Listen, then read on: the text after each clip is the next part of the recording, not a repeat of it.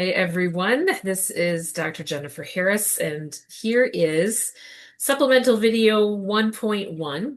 We're going to talk about family roles and how our family system shaped how this inner critic, this voice that is the one that's constantly telling us that we're in trouble, how these roles and family systems shaped how that shows up.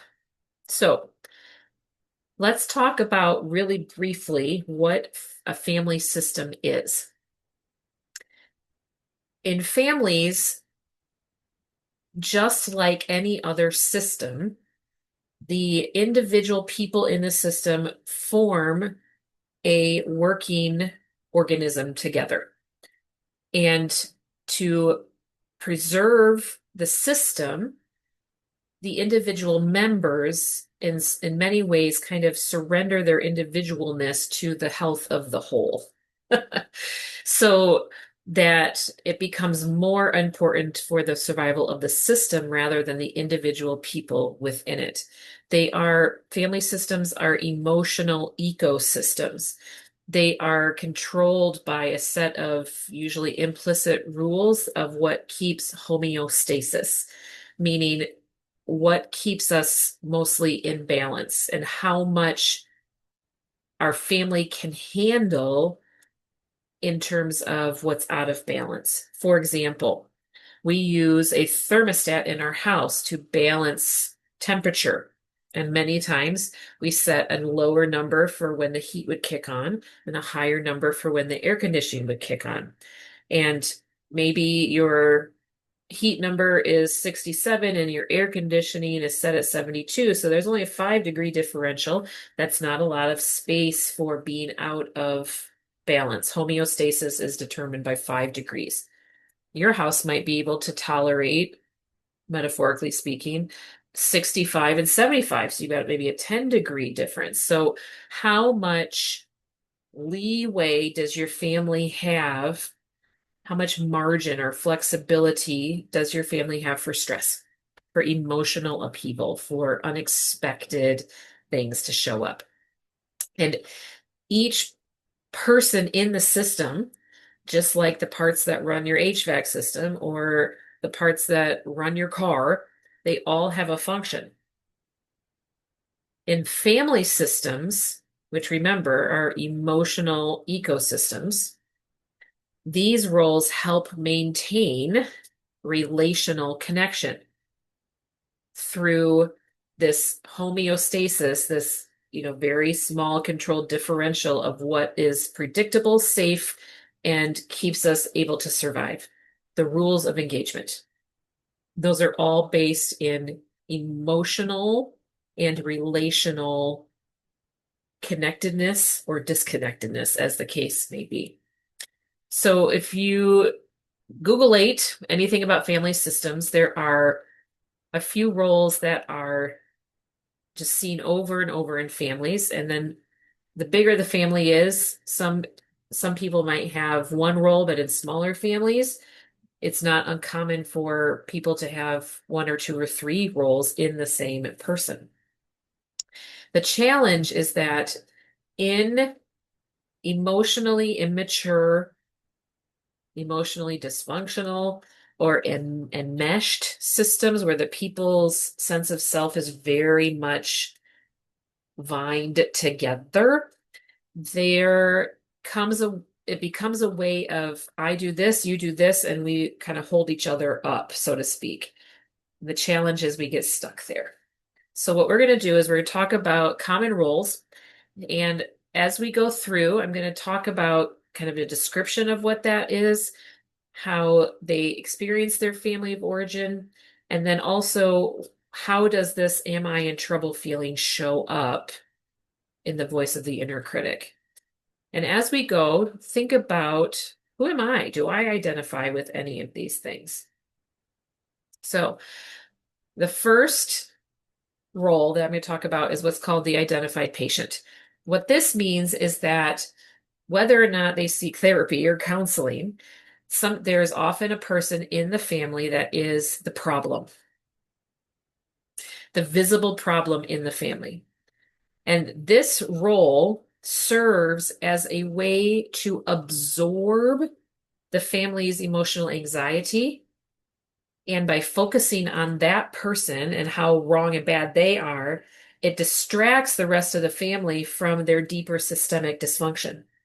If I can focus my anxiety and make it your fault, then I don't have to look at my own stuff. They're just the identified patient, the problem becomes the symptom bearer for the family's unaddressed dysfunction. They bleed the pain of the family dysfunction. They do it outside. It is visible. This visibleness is not always dysfunctional, meaning, which we're going to talk about in just a second, it doesn't necessarily mean you might be thinking this is an addict or an alcoholic or something like that. It can be, but it's not always that way. The challenge is that the IP, the individual, the identified patient, the individual whose fault it is that our family doesn't work, are often very highly sensitive and emotionally aware. They even tell the truth or can foresee the future and what is called being prophetic, but their honesty is the problem. And so the family pathologizes them. If you just get your act together, if you just shut up, we'd be fine. As opposed to the addict or the scapegoat, which we'll talk about in a second, where they try to fix the behavior. And the identified patient, it is the person that is the problem rather than the behavior. So this all happens again. It's not like people sit down and, it's like you're putting out the Monopoly board and I'll be the hat, I'll be the car. No, this all happens subconsciously. But this person becomes the emotional dysfunction pain bearer of the family. How this shows up in this am I in trouble feeling is that something is wrong with me, not my behavior, with me. And my inner critic voice is, you're too much. You're just such a pain in the butt. You are broken. You're the reason why everyone's unhappy. It is all your fault. You are so bad. And so the critic that gets absorbed internally, and then the child, as they grow into adulthood, takes on that critic as their own internal voice, mimics and mirrors the family's projection on that identified patient, the IP. So they are the problem, and then everything is filtered through that guilt, through that self-doubt, through that pathology of being the problem. Compare that a little bit to the next role, which is the addict. This is the person in the family that uses substances, behaviors, or compulsions to manage unbearable pain or unmet needs. And the difference here is that if the IP bleeds the pain, the addict drowns the pain. So the behavior is often obvious: drinking, drug use, eating disorders, compulsive gambling, or shopping, or sex, or workaholism, or you name it. But that addiction is an attempt to regulate the internal chaos that the family system has created. Now, the addict could be the IP as well, the identified patient, the problem. They could carry both. They could be the scapegoat, which is going to be our next one, which is, again, just a little bit of nuance. And in fact, the challenge, though, is that with the addict, a lot of times there's another person in the family that enables the addict, where that doesn't necessarily happen with the IP, because, again, they are telling the family this is what's wrong with us, and nobody wants to hear that. So will you just shut up and sit down? With the addict, we can look at the behavior and try to fix that. And so the coping mechanism for the pain is the addiction that becomes the problem, but it may not be as outward as the emotional dysfunction symptom bearer. So the behavior is obvious, but not necessarily the pathologizing of that.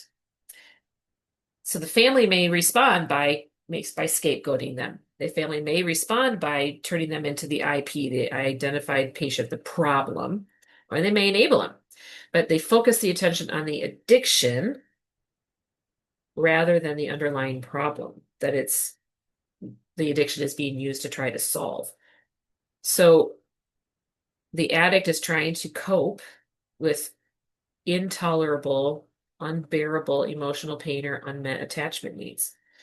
So they become this voice of, instead of something's wrong with me, that the addict is like, I create the problem with my behavior. I'll never get better. I'll never get over this. I can't fix this behavior. So they can they can internalize this relentless critic driven by shame for their inability to stop their behavior. And then that cycle of shame, relief is driven by this critic behind it. I feel awful. I'm going to use whatever I need to feel better. I feel better. Oh crap, I feel better. How could I do this? And it just starts all over again. The scapegoat is, again, it could be all three of these in one. It could be in different people.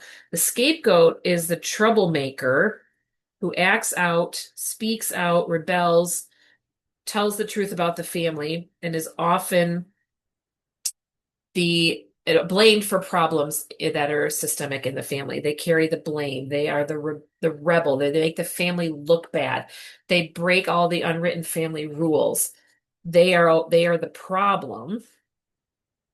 And so you can see how some of these roles can overlap and look similar, but keep in mind that the scapegoat is a little bit different than the identified patient because the scapegoat gets blamed for their behavior as breaking the rules, and the identified patient is blamed for not being able to keep their emotional symptoms to themselves. Again, a lot of these can overlap. Am I the one in my family who is always to blame? Am I the one who is the rebel? Am I the one that speaks the family's secrets or makes the family look bad? Do I carry the story that I'm always the problem? There's something broken in me. I ruin everything. No one will ever accept me. So the function then of the inner critic, those outer voices of the family that get internalized, we internalize the blame. And however we get labeled, that is the way that the critic drives us and shames us. And again, the scapegoat is often very much driven by shame, even if it's masked with defiance, even if it's masked with what looks like extreme confidence and rebelliousness. It is at the core shame. So just take a second and think about, am I the identified patient? Was it always my fault for pointing out, here's what's wrong in my family? Sometimes people will call that the truth teller. And a lot of family systems don't have the margin to hear that truth. Am I the addict? Have I learned to use substances to mask emotional pain? And then my behavior becomes the problem and the reflection of my identity. Or is it my fault that my family looks bad because I act out or rebel or don't follow the unspoken, written, or outspoken written rules of my family? So the critic on the inside is driven by shame. Is that, is it my identity? Is it my behavior that becomes my identity? Or is it the way that I refuse to participate in this? And because I rebel, I'm the problem. Was that you in your life? Hi.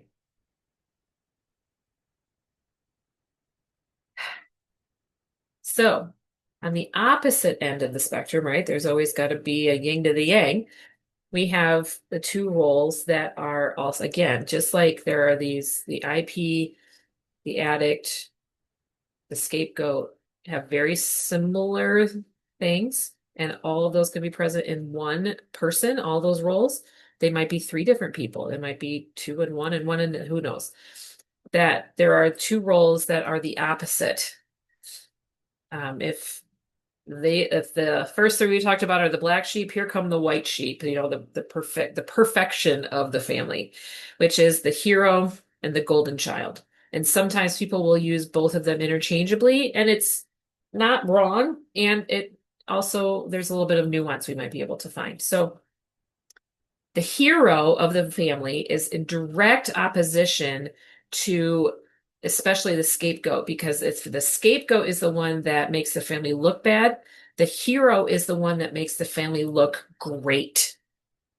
You make us proud. You make our family name proud. You do all of the things on the outside that make our family look good.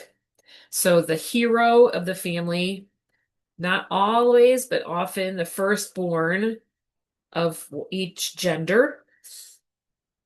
They are high achieving, they are responsible, they are perfectionistic. They're able to take on adult responsibilities early, and in doing so, they're often very much praised for that because it helps the family to look good. It helps the family if somebody, especially a child, takes on a more adult role.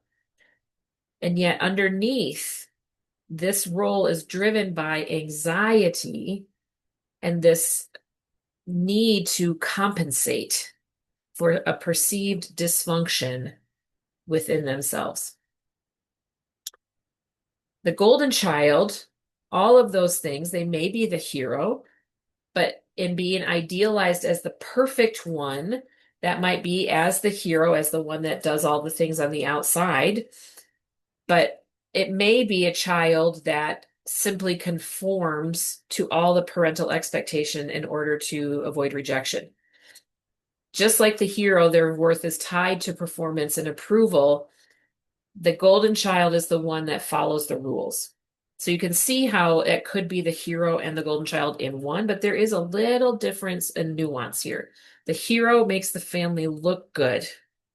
The golden child doesn't cause any problems for the family. Their purpose is to make the family appear functional and successful. It is their job to make sure that the family's dirty laundry is never aired in public. And because of that, for both of these roles, the inner critic gets internalized as this taskmaster, constantly working towards more perfection, more achievement, more success. It has to be more, more, more, more, more. I'm only safe if I'm good enough. And good enough, the goalposts keep moving. So if I fail or I disappoint them, they will take away their love. I will not have a place anymore. The inner critic's voice is always, you could have done better. You could have done better. Did you ever have a parent that you brought home an A minus? Well, it could have been an A plus if you just tried harder. If you mess up, everything will fall apart. If you don't get it right, everything falls apart. Don't show weakness. You are strong. You are capable. You are responsible. You are an adult, even if you are not. Another part of this that can often happen is that parents will assume that kids know how to do things that they've never been taught how to do. And so when they don't do them right, there is this shaming that happens because they didn't perform at this higher level, but no one's ever taught them how to do that. So they're supposed to somehow just magically know how to do things. So the function of the inner critic is to keep anxiety at bay by outperforming it, to never lose control, to always just keep moving. It's a punishing taskmaster of an inner critic, that internal voice. And so you can see if I'm going to get in trouble if I don't succeed. I'm going to get in trouble if I'm not good enough. Take a moment. Was this you, or do you recognize someone else in your family that was this role? So if you look at how those two categories of roles fit together, the IP addict scapegoat versus golden child hero, how those kind of are the opposite parallels, right? Then what happens is that if those roles are taken, what else is left? Well, we get the mascot and we get the lost child. So let's start with the mascot or the clown. The role of the mascot, and sometimes the hero or golden child can also take on this role, especially in smaller families. The mascot's job is to diffuse tension with humor. If you grew up and have a really good sense of humor, this might be your role. If you look at where good comedians get their comedy, it is because of the way that they learned how to diffuse tension in their household by humor, by charm, and by distraction. They were a magician of smoke and mirrors with a good joke. In doing so, they can use that humor or charm or distraction to avoid their own emotions, to distract, to deflect emotions of vulnerability. It may even be seen as very lighthearted and easygoing. And yet, underneath, there's a deep anxiety that often can come out as immaturity. So, the role of the mascot, of the clown of the family, is to use humor, charm, to ease tension and protect others from the emotional challenges of the family.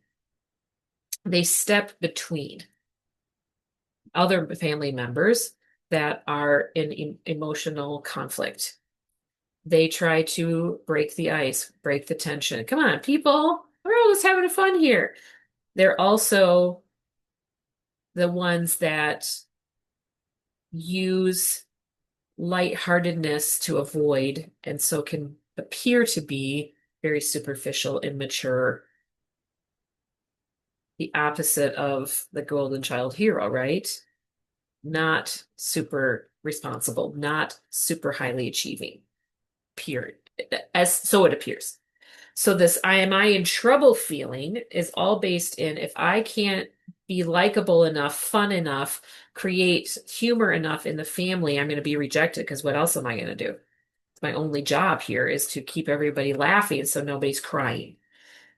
And so the inner critic's voice is about entertain, entertain, entertain, entertain.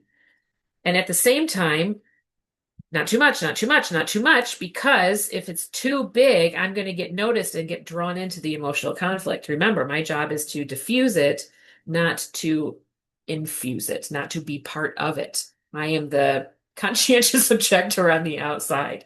So I have to find that perfect balance between not too much and just right? I have to be Goldilocks and the Three Bears, just right.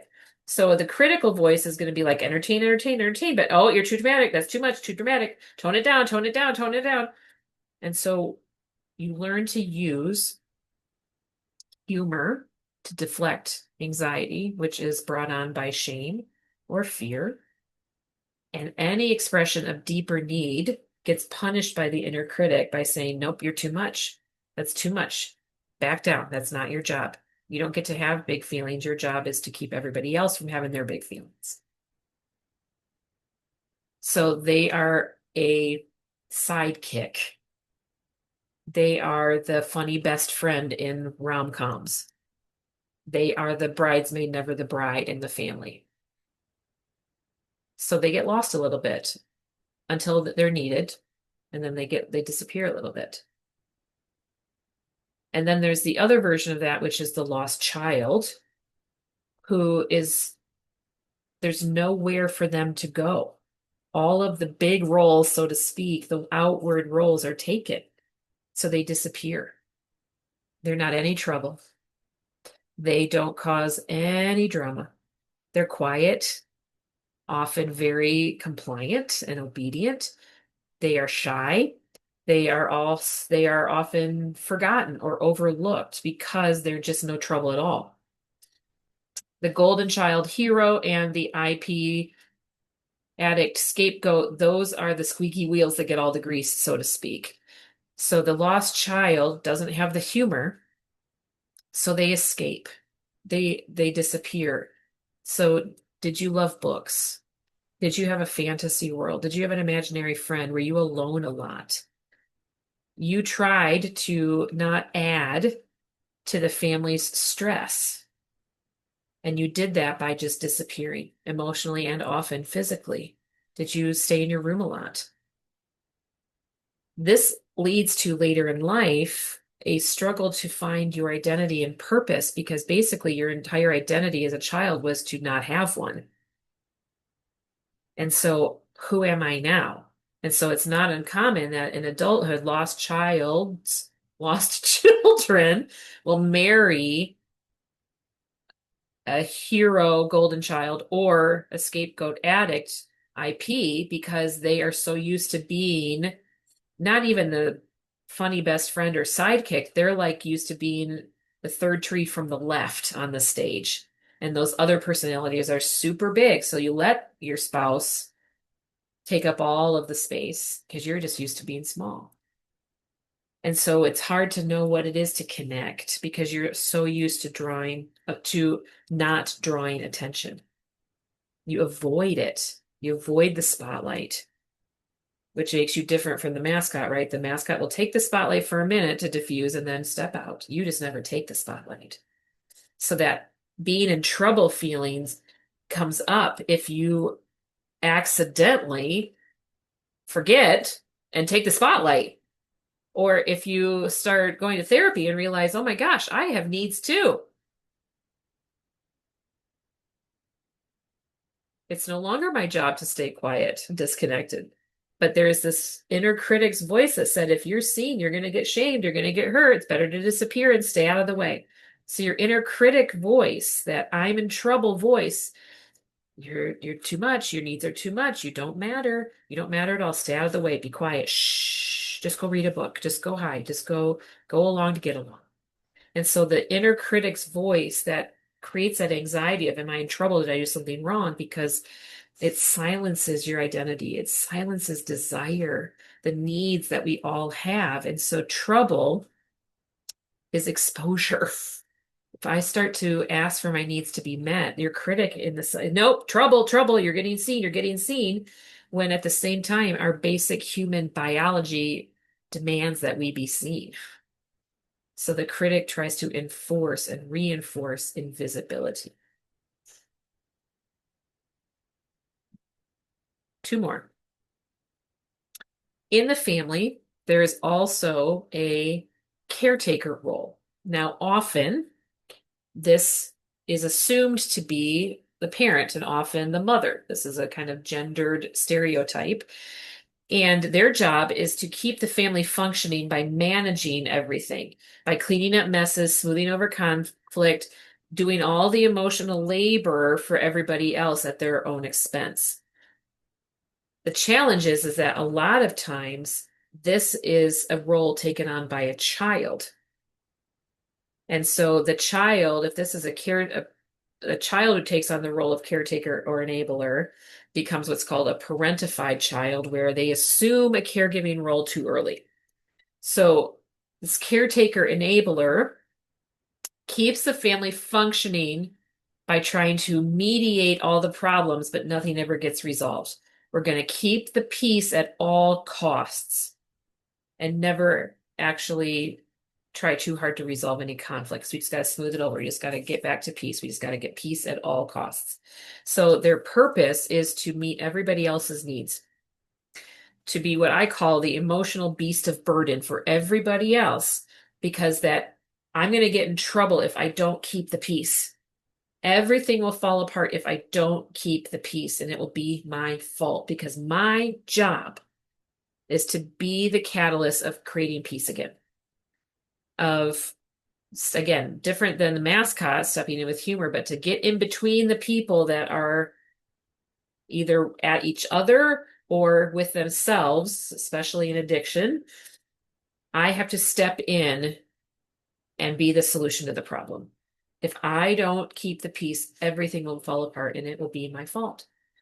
The inner critic then becomes very demanding that you overfunction. This is the classic place where codependency rears its ugly head because you overfunction for everybody else. And at the same time, you're completely abandoning yourself and your own needs. So letting others down is what gets you in trouble. If you let anybody down, perceived or real, you will be in trouble. You will be rejected. Everything will fall apart. It will be your fault because I should have done more. I'm selfish if I have needs of my own. I'm only lovable if I'm being helpful. If this is a child who has taken on this role, they learn very early on that this over functioning that is required means I never get to stop. Because if I do, I'm no longer useful and I'll get thrown out. I'll get tossed out. And so both of these roles, the parentified child who takes on a caregiving enabling role, whether that's emotional, physically, it can be financial even. So both of these roles struggle with boundaries and saying no, hello, and immense guilt when they can't fix it or help. Their help is a taskmaster of the inner critic to keep things functioning. And at the same time, they're trying to control everybody else's peace by having none of their own. And their value is only in their ability to solve everyone else's problems. Whether this was you as an adult or this is you that you learned as a child, this always results in holding the emotional weight of others at the expense of your own. So anytime we feel like we have not met the needs of others, whether or not they have actually asked us to help or we insert ourselves to help, if we don't do it right or perfectly, we've let them down and I'm in trouble. Because if I don't fix it, they don't need me. And if they don't need me, I have no value. So the inner critic, you don't get to rest. You don't get to have any needs. It is weak to need care for myself. It is selfish to need care for myself. If you don't keep it together, no one else will. And you never get to rest. So as we come to the end of this video about family roles, think for just a minute about how you're feeling. Anything come up? Did you notice anything? These roles are adaptive, meaning that they are not, as I said, divvied out like pieces on a Monopoly board. They are formed to help the child survive and try to gain belonging in a family system where it's not readily given. It's a way of finding what I can do to earn it. If I can fill this role, then I'll get it. These roles are fluid, so they can be shared sometimes between siblings, depending on what's going on in the family. They can shift over time. They can shift back and forth over time. And many of us carry multiple roles that we shift between depending on the situation, depending on who we're interacting with and what the stressor might be. So for me, I'm thinking about my family role and how I took on several of these roles, and it would just shift up based on what was needed in the situation. Recognizing our role is not about surrendering to that being the be all end all identity for ourselves. No freaking way. This is about understanding the voice of our inner critic so that we can start to intervene, that we can have an intervention with our inner critic when it starts to spiral out of control. When we recognize what our normal adaptive strategies are and we can catch them in the act, we can start to say, I'm doing that role thing again. I'm abandoning my true self to try to earn connection and belonging and love. I don't want to engage that story anymore. My anxiety is telling me that I'm in trouble, but am I really? It feels true, and we acknowledge that our emotions are real. And when we start to learn that this was a strategy that we learned in the past, but we don't have to keep playing that part anymore, we can start to shift the narrative. So, what role did you play? And what did that role get you? Did you get good grades and that got you recognition? Yeah, we all need it. How did that role protect you? What did it protect you from? What did it prevent from happening? Whether, again, real or perceived, it doesn't matter. It felt true, so it's true. And what part of that role still lives in you because of that early training? So the role that we took on in our family was a strategy needed at the time to protect ourselves, but we don't have to keep playing that part. We can get off the stage. We can leave the theater and go to an entirely different theater to play a different part in a different play, the one that we were born and created to play. So I invite you to, if you've made it to the end of this video, congratulations, to find a little bit of comfort in your body. I notice that as I've been sitting, my spine has collapsed a little bit. So I'm going to just sit up a little bit straighter and take a couple of deep breaths.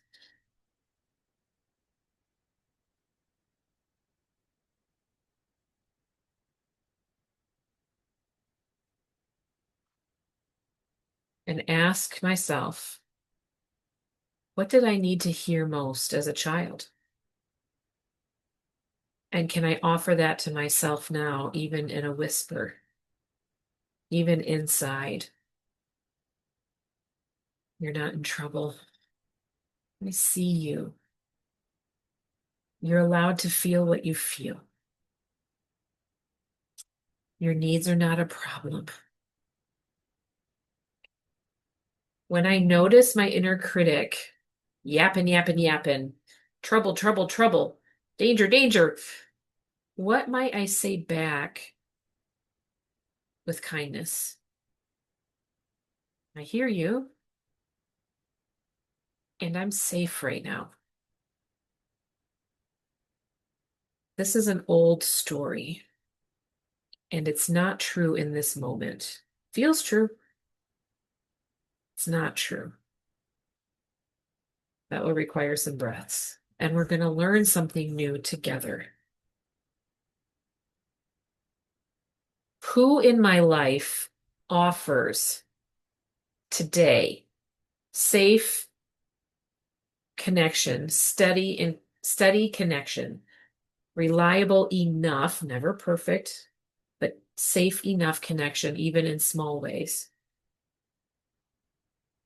And how can I connect with them in a small way to help reinforce what I just said to my inner critic, which is, I'm safe right now. This is an old story. There are people who love me. And even if no one comes to mind, you can learn to be that person for yourself.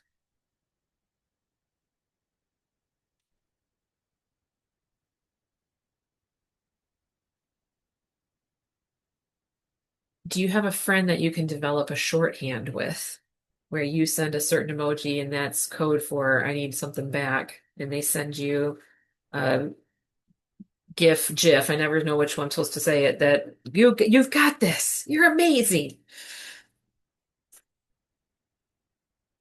What would it feel like in your body to believe that I don't have to hustle for worthiness, that I don't have to perform a role to earn love and safety? Let your body answer. Do you need to take a breath? Do you need to move your head to relax your neck and shoulders? Do you need to unclench your jaw or your toes? Do you need to find some space in your spine? Let your shoulders drop or your gut unclench, or find a way to bring breath back into your chest that feels tight.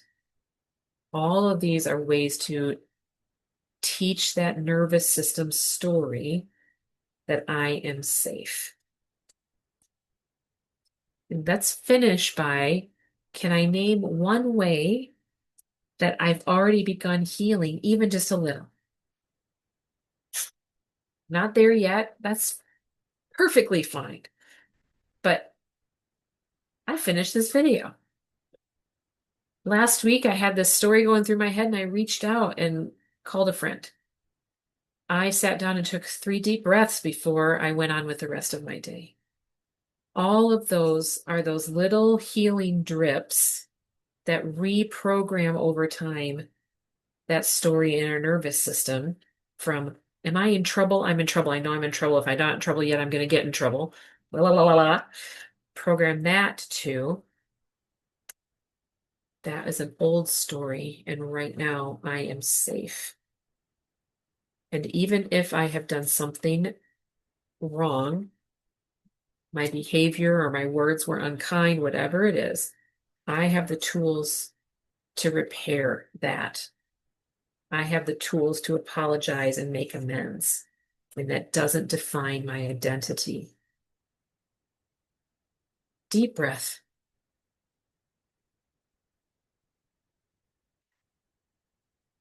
Your role is not forever.